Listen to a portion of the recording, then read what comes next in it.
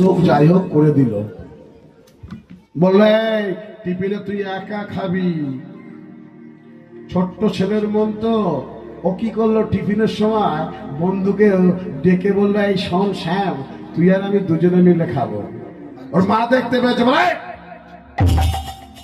তোকে বলেছি না তুই একা খাবি, তুই বন্ধুকে দিয়ে খাচ্ছিস। টেনে নিয়ে চলে এলো ছেলেটাকে। ছেলেটা ছোটবেলা থেকে কি শিখলো? একা খাবি, একা খাবি, একা খাবি। সেই ছেলে বড় হলো, সেই ছেলে এখানকার হাউজিং প্রজেক্টে জমি কিনলো, বাড়ি করলো।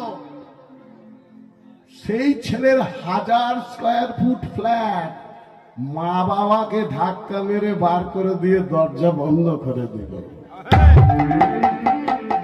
বাবা বলে উঠল, কিরে খোকা, তোর জন্য আমার জীবনের সমস্ত সঞ্চিত অর্থ আমি তোর লেখাপড়ার পিছনে খরচ করে দিয়েছি, তোর চাকরি পাওয়ার জন্য উচ্চ দপ্তরে লক্ষ লক্ষ টাকা দিয়েছি, আর এই বুড়ো বয়সে আমরা বৃদ্ধ বিদ্যা হয়ে গেছি, আমাদেরকে ছুঁড়ে রাস্তায় ফেলে দিচ্ছিস।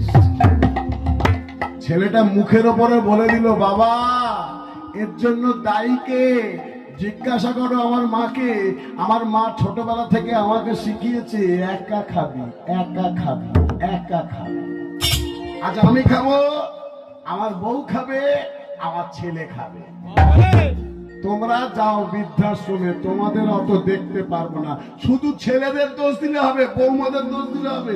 আমাদের মতো পিতামাতাদেরও দোষ আছে।